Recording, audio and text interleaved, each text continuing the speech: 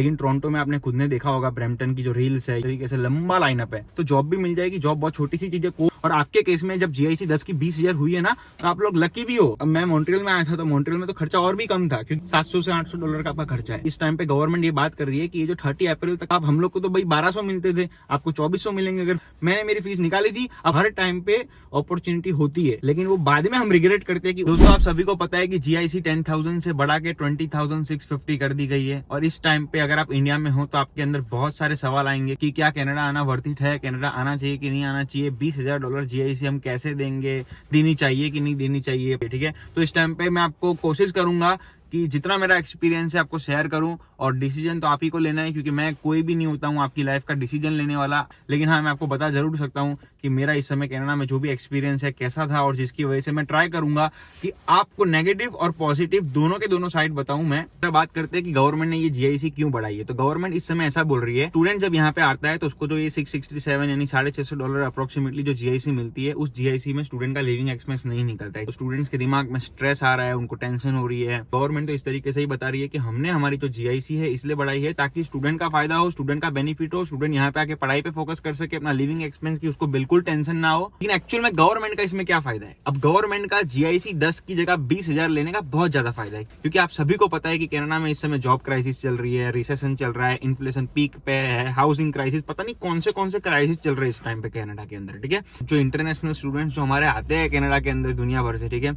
अब वो तो बिल्कुल ही मलाई है, सोना है। इनको बोलो 10,000 की जगह 15,000 दो, ये देंगे, 20,000 दो, ये देंगे। गवर्नमेंट के दिमाग में ये आया कि इस टाइम पे अगर हमको हमारी इकोनॉमी को फिर से सुधारना है तो उसके लिए हमको पैसा चाहिए। पैसा कहां से आएगा? 10 की जगह सीधी 20,000 ले लो जीआईसी। अब जब 20,000 डॉलर की आप जीआईसी भर रहे हो तो आपको उस पर पहली बात तो कोई इंटरेस्ट मिल नहीं रहा है, सीधा सीधा पैसा जाएगा गवर्नमेंट के बैंक में। बैंक वाले लोन देंगे बिजनेसेस को, उससे इंटरेस्ट कमाएंगे, क्रेडिट कार्ड देंगे, इंटरेस्ट कमाएंगे, यानी कनाडा की इकोनॉमी में वो पैसा गुल मिल जाएगा और कनाडा का सुधार होगा। तो गवर्नमेंट का तो ये फायदा है। दोस्तों रियलिटी में स्टूडेंट की अगर मैं बात करूं तो बात ऐसी है कि इस समय 10,000 का जब जीआईसी 20,000 हो चुका है ना, तो स्टूडेंट को इस समय बहुत मेंटली रिलीफ नहीं मिल रहा है, ज्यादा टेंशन हो रही है। टेंशन इसलिए हो रही है कि भाई मुझे पता है जब मैं यहाँ पे कनाडा पे आया था ना, तो 6 लाख जीआईसी भरने में भी मेरी हालत खराब हो गई थी। तो अब 12 लाख भरना है, यानी हालत बहुत ज्यादा खराब होने वाली है स्टूडेंट्स की, क्योंकि ये तो सिर्फ जीआईसी है। इसके अलावा आपको फीस भरनी है जो तकरीबन 15,000 से लेकर 17,000 डॉलर होती है पहले साल की, यानी यही 9-10 लाख रुपए होती है। फ्लाइट का खर्चा ये वो। जब मेरे टाइम पे जीआईसी 10,000 डॉलर हुआ करती थी, तो उस टाइम पे भी मेरा सारा का सारा खर्चा यहाँ पे जब मैं लैंड हुआ था तो 17 से 18 लाख रुपए हो चुका था। फर्स्ट ईयर की फीस, जीआईसी,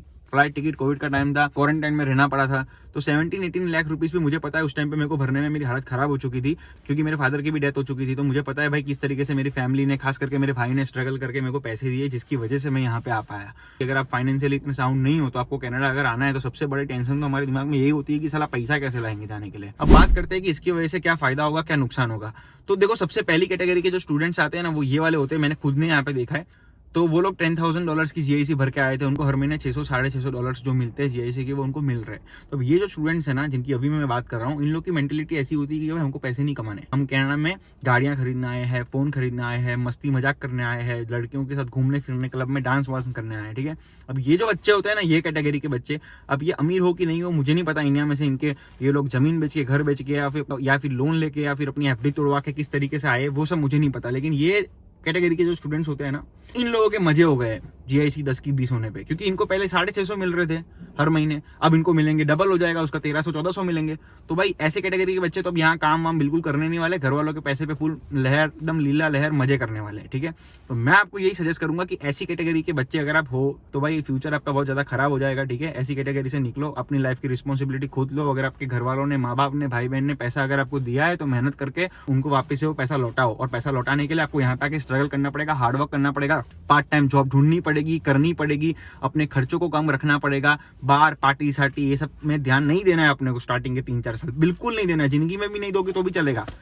सिर्फ फोकस होना चाहिए इस टाइम पे। इस तरीके से यहाँ पे आओगे, पढ़ाई करोगे, जॉब करोगे, वर्क परमिट लोगे, फुल टाइम जॉब ढूंढोगे, पीआर लोगे, आगे फ्यूचर में बिजनेस करोगे, जॉब करोगे, जो भी कर रहे हैं वैसे फोकस वाले अगर आप हो तो ये जीआईसी 10 की अगर 20 हुई है तो आपको उसके लिए टेंशन लेने की बिल्कुल बात नहीं है। टेंशन वाली बात यह है कि आपको इंडिया से देना है, ठीक है, वो देना है, वो टेंशन वाली बात है कि अगर मान लो किसी भी तरीके से आप 6 लाख की जगह 12 लाख की जीआईसी का इंतजाम कर देते हो, भर देते हो, ठीक है, तो आपको टेंशन लेने की इतनी भी ज्यादा बात नहीं है, क्योंकि ये जो पैसे है ये आप ही के पैसे हैं। जीआईसी का मतलब ये होता है कि भाई आपको कनाडा की बैंक में डालना है और फिर हर महीने वो पैसे आपको मिलते रहेंगे अगले 12 महीने के पीरियड में, ठीक है। तो वो पैसा आप ही का है, 6 लाख लगाओ कि 12 लाख लगाओ, वो आप ही को रिटर्न मिलने वाला है। अब स्टार्टिंग में इंडिया से जो लगाना है वो टेंशन वाली बात है, वो मैं मानता हूँ, एग्री करता हूँ। अब मेरे केस में मैंने क्या किया था मैं आपको बताता हूँ। देखो मैंने आपको बता दिया, मैंने मेरे खास करके भाई से, फैमिली से पैसे लिए थे, तो मेरे दिमाग में इंडिया से ही मैंने गोल क्लियरली बनाया हुआ था कि मेरी जो $10,000 की जीआईसी है, हर महीने जो मुझे $667 मिलेंगे, ये पैसा राइट अवे जब मेरे में क्रेडिट होगा, मैं रिमिटली से या फिर कोई भी ऐसी ऐप को यूज करके मैं इंडिया में मेरे भाई के अकाउंट में भेज दूंगा।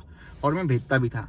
लेकिन ये भेज मैं क्यों पाया? क्योंकि यहाँ पे आके मैंने सबसे पहले मेहनत करके जॉब ढूंढी, जो मुझे पार्ट टाइम जॉब मिल गई। स्टार्टिंग में लेबर जॉब मिली थी, जनरल लेबर की मैंने कर ली। मैंने ज्यादा ये नहीं देखा कि भाई कैसी जॉब होगी, व्हाइट कलर होगी, ब्लैक कलर होगी, रेड कलर होगी। बस मेरे दिमाग में क्लियर था कि मुझे जीआईसी को नहीं यूज करना है, जीआईसी पूरी की पूरी मुझे इंडिया में भेजनी है। और जो सेकेंड ईयर की फीस है वो मैं खुद ही पैसा जमा करके कमा के खुद ही निकालूंगा। 4 मंथ्स का ब्रेक होता है, मैंने प्रॉपरली कैलकुलेशन कर ली थी, हर महीने मुझे कितना काम करना है, हर महीने मुझे कितने पैसे सेव करने हैं, जब मैं पार्ट टाइम 20 आवर्स काम कर सकता हूँ, जब मैं ब्रेक में फुल टाइम काम कर सकता हूँ, तब मुझे कितने पैसे जमा करने हैं। तो अगर आपकी मेंटेलिटी इस तरीके से है तो आपको जीआईसी 10 की 20 ईयर होने में बिल्कुल टेंशन वाली बात नहीं है। यहाँ आओ, लेकिन हाँ इसमें ये फैक्टर है बिल्कुल कि जब आप यहाँ पे आओगे, आपको पहले के 3 महीना 6 महीना अगर जॉब ही नहीं मिली तो गारंटी के साथ आपको अपनी जीआईसी को यूज करना पड़ेगा। तो उसमें तो मैं कुछ कर नहीं सकता हूँ। लेकिन हाँ, अगर आप मेहनत कर रहे हो, आपके दिमाग में ऐसी मेंटेलिटी है कि जो पैसे आपने इंडिया से लिए हैं उसको फटाफट जितना फास्ट हो सके लौटाना है, और उसके साथ आपको अपनी सेकंड ईयर की फीस को भी सेव करना है, ठीक है। बहुत बच्चे करते हैं, मैंने खुद ने किया, आप भी मैनेज कर सकते हो, लेकिन आप कहाँ आ रहे हो यार, उस पर डिपेंड करता है। अभी टोरंटो में तो इस समय हाल बहुत ज्यादा खराब है, क्योंकि मैं मॉन्ट्रियल में आया था तो वहां का भी हालत खराब था, लेकिन इतना भी नहीं था, वहां जॉब मुझे मिल गई थी। वहां पे मैंने सस्ती सुंदर टिकाऊ गाड़ी भी ले ली थी, ठीक है।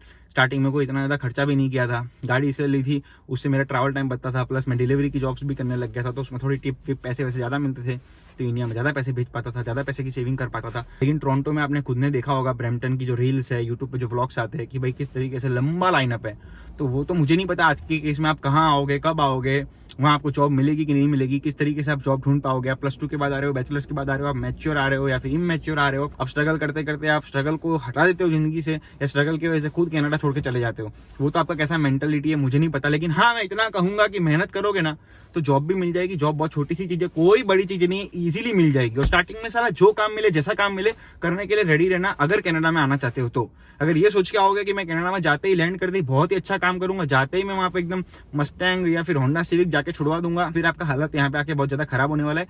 आते ही एकदम नॉन स्टॉप जॉब चालू करना, अप्लाई कर दो, कोई दोस्त के पास जाओ, डायरेक्टली कंपनी के अंदर जाके रेज्यूमे बांटो, इंडीड में जाओ, जॉब दिलवाने वाली कंसल्टेंसी होती है वहां जाके अपने रेज्यूमे बांटो, खुद के अंदर ऐसी स्किल बना दो, ऐसी आवड़त बना दो ना खुद के अंदर, जहां साला जॉब है, और वहां अगर आप गए तो वो आपको जॉब 110% दे। अब किस तरीके से आप बात करोगे, किस तरीके से आप काम करोगे, वो मुझे नहीं पता, लेकिन जॉब मिलती है। बस इस समय मुझे वो वाला गाना याद आ रहा है, झुकती है दुनिया झुकाने वाला चाहिए, पटती है लड़कियों वाला मैटर छोड़ो, मिलती है जॉब, जॉब ढूंढने वाला चाहिए। और आपके केस में जब जीआईसी 10 की 20 ईयर हुई है ना, तो आप लोग लकी भी हो। लकी इसलिए हो क्योंकि गवर्नमेंट ने इस समय 20 घंटे की जगह फुल टाइम काम करने को अलाउ कर दिया है। पार्ट टाइम की जगह फुल टाइम काम कर सकते हो, अप्रैल 30 तक तो आप कर ही सकते हो। अब हम लोग को तो भाई 1200 मिलते थे, आपको 2400 मिलेंगे अगर फुल टाइम काम करोगे तो 2400 में स्टूडेंट का खर्चा ही कितना होता है? आप $600-700 से ज्यादा खर्चा नहीं करने वाले। मैं मॉन्ट्रियल में आया था तो मॉन्ट्रियल में तो खर्चा और भी कम था, क्योंकि वहां पे मेरा शेयरिंग का रेंट 250 था, प्राइवेट रूम उसके बाद कुछ टाइम बाद लिया था, उसका रेंट 350 था।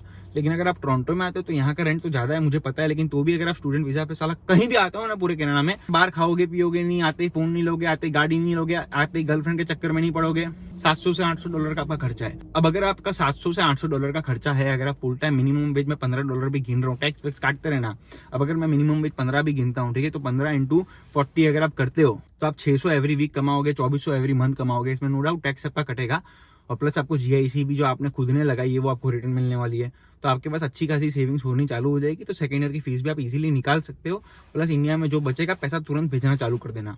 तो बिल्कुल नेगेटिव होने की बात नहीं है। गवर्नमेंट ने अगर जीआईसी 10,000 की जगह 20 ईयर करी है, तो सामने आपको ये अपॉर्चुनिटी भी दी है कि आप पार्ट टाइम में 20 घंटे की जगह 30 घंटे, 35 घंटे, 40 घंटे लीगली काम भी कर सकते हो। और दूसरी बात, इस टाइम पे गवर्नमेंट ये बात कर रही है कि ये जो 30 अप्रैल तक का इन लोगों ने फुल टाइम का कर रखा है ना, वो तो कर ही रखा है, लेकिन इसके अलावा गवर्नमेंट ऐसा सोच रही है कि जो हमारा पार्ट टाइम में हमने जो मैक्सिमम 20 घंटे स्टूडेंट को अपॉर्चुनिटी दी है ना काम करने की, उसकी जगह 30 घंटे कर देंगे परमानेंटली। लेकिन हाँ, ये बात पे सिर्फ अभी चर्चा चल रही है, लेकिन ये कनाडा है, ये लोग चर्चा करते हैं तो उसके बाद फटाफट रिजल्ट भी आता है। तो बिल्कुल नेगेटिव होने की जरूरत नहीं है। अगर आपने सपना देखा है ना कि आपको कनाडा में आना है और कनाडा में आके कुछ उखाड़ना है, या फिर लाइफ में कहीं भी कुछ भी अगर उखाड़ना है ना, तो अगर आपने सपना देखा है तो फिर पूरी जान लगा दो, शिद्दत लगा दो, साला जो हमने सपना देखा है वो सपने को छीन के अपनी जिंदगी के अंदर एंटर कर दो। कोई टेंशन लेने की बात नहीं है। इंडिया में 150 करोड़ लोग हैं, वहां पे भी बनने वाले करोड़पति बन रहे। केरला में 3-4 करोड़ लोग हैं, यहाँ पे भी करोड़पति बनने वाले लोग करोड़पति बन रहे। लेकिन वो कौन बनता है? जो डिजायर करता है, खुद के सपनों पर भरोसा रखता है, हिम्मत करता है और अपने लाइफ के फैसले खुद लेता है और कंफर्ट जोन को लात मार के अपनी जिंदगी से बाहर निकाल देता है, सारे के सारे चैलेंज को एक्सेप्ट करता है, फुलफिल करता है और आगे बढ़ता है। तो बस ऐसा बंदा बन जाओ, कुछ नहीं होगा भाई। मैं लोन लेके मेरे भाई से उधार लेकर आया था, मैंने मेरी फीस निकाली थी। अब अगर कुछ लोग कंपैरिजन करेंगे कि भाई तू पुराने टाइम पे आया था, इस टाइम पे नया है, तो भाई टाइम हर बार नया ही होता है और हर बार चैलेंजिंग ही होता है। इस टाइम आपके टाइम पे ये चैलेंज है, मेरे टाइम पे ये चैलेंज था कि कोविड था, पूरी दुनिया बंद थी, फ्लाइटें बंद थी, पूरी दुनिया को शटडाउन कर रखा था, लॉकडाउन था। तो उस टाइम पे जब दुनिया चल ही नहीं रही है, आपके टाइम पे तो फिर भी लोग बाहर घूम रहे, चाहे विंटर हो चाहे समर हो, बाहर घूम रहे, दुकानें खुली है, पिक्चर लोग देखने जा रहे। अब मेरे टाइम पे पिक्चरें कोई देख नहीं सकता था, बाहर खाली एसेंशियल ग्रोसरी स्टोर, खाने पीने की फैक्ट्रियां, यही सारे कामकाज चल रहे थे। और दूसरी बात, जाने में भी डर लगता था कि भाई जॉब अगर कहीं मिल भी गई तो फिर क्यों करने जाऊं, मर गया तो कोविड के वजह से, ऑलरेडी इतने लोग मर रहे थे उस टाइम पे कोविड से। तो मेरे टाइम पे भी सिचुएशन चैलेंजिंग ही थी, लेकिन मैंने ये बिल्कुल नहीं सोचा कि मैं जाऊंगा तो मुझे कोविड हो जाएगा तो मैं मर जाऊंगा, तो इस चक्कर में अभी से जॉब करने मत जाओ। मैं गया, मैंने कहा मरना होगा तो मरेंगे, घर बैठ के भी कोविड आ जाएगा, क्योंकि मैं नहीं जा रहा हूँ जॉब पे, मेरा रूममेट है वो तो जा रहा है ना, तो वो लेके आएगा, मैं तो फ्री में बिना काम करे मर जाऊंगा। बस हर बार सिचुएशन टाइट ही होती है। ये अभी हम लोग इजीली बोल देते हैं कि पापा उस टाइम पे तो अंबानी ने चालू किया था, तो आप भी उस टाइम पे अंबानी की तरह मेहनत करते तो आप भी आज अंबानी बन जाते। तो ऐसा नहीं है। वो बेटे को बोलने का, बेटा उस टाइम पे अंबानी बनना आसान था तो वो अंबानी बना, मैं नहीं बन पाया, मेरी भूल थी, मेरी गलती थी। लेकिन तेरे केस में भी तू इलॉन मस्क बन सकता है। फेसबुक खोल के तू अपना मार्क भाई की तरह बिलियन ऑफ डॉलर्स की कंपनी खोल सकता है। तो हर टाइम पे अपॉर्चुनिटी होती है, ठीक है। लेकिन वो बाद में हम रिग्रेट करते हैं कि उस टाइम पे ये कर लिया होता। तो जिस तरीके से अगर आप इस टाइम पे कनाडा नहीं आओगे तो आप सोचोगे उस टाइम पे कनाडा चला गया होता तो उस टाइम पे एटलीस्ट 3 साल का वर्क परमिट मिलता था। अब तो गवर्नमेंट सिर्फ 1 ही साल का वर्क परमिट दे रही है 2 साल पढ़ाई करने के बाद। अब उस टाइम पे चला गया होता तो तब तो 20,000 ही डॉलर GIC भरनी थी, अब तो 50,000 भरनी है। उस टाइम पे घर ले लिया होता तो तब तो वो मकान 50 लाख का था, आज 5 करोड़ का है। भाई ये सब कंपेरिजन नहीं करने का लाइफ में। साला 50-60 साल की जिंदगी है, जवानी में आराम से जियो, उसके बाद तो मरना ही है एक ना एक दिन। वो गाने का वापिस से वो कुछ याद आ गया, जिंदगी का हर पल जियो तो ऐसे जियो जैसे कि आखिरी हो। रियलिटी को देख के टेंशन नहीं लेनी है, मेहनत करना है। टेंशन लेने से कुछ नहीं होगा, मेहनत करने से सब कुछ होगा। बाकी आपकी लाइफ है, आपका डिसीजन है। कनाडा आना है, ऑस्ट्रेलिया आना है, न्यूजीलैंड आना है, अमेरिका आना है, इस समय कहाँ आना है वो आप ही को सोचना है, ठीक है। उसमें मैं आपको कुछ नहीं कर सकता। लेकिन जो भी फैसला लो ना, खुद के दम पे लेना। खुद मेहनत करने के लिए रेडी हो तो साला कहीं भी जाओगे ना, छा जाओगे। कोई टेंशन लेने की बात नहीं है। और किसी नेगेटिव रील्स के चक्कर में रोते रहे लोगों के साथ या फिर कोई भी नेगेटिव कंपनी के साथ अगर हो इस टाइम पे, तो उनसे सबसे पहले दूर हो जाओ। बिकॉज वो एनर्जी सकर है, वो खुद कुछ नहीं करेंगे, आपको कुछ करने नहीं देंगे और दिमाग खराब करते रहेंगे। तो दोस्तों आज की वीडियो में बस इतना ही था। अगर आपको ये वीडियो थोड़ी भी इन्फॉर्मेटिव लगी हो, ऐसा लगती हो कि भाई थोड़ा टच हुआ है, तो भाई सब्सक्राइब कर दो, लाइक कर दो। आपको मोटिवेट करने से मुझे मोटिवेशन मिलता है, और अगर आप सब्सक्राइब करोगे तो मेरा मोटिवेशन लेवल खतरनाक हो एकदम ही ऊपर चला जाएगा। तो और भी अच्छी सी अच्छी वीडियो बनाऊंगा।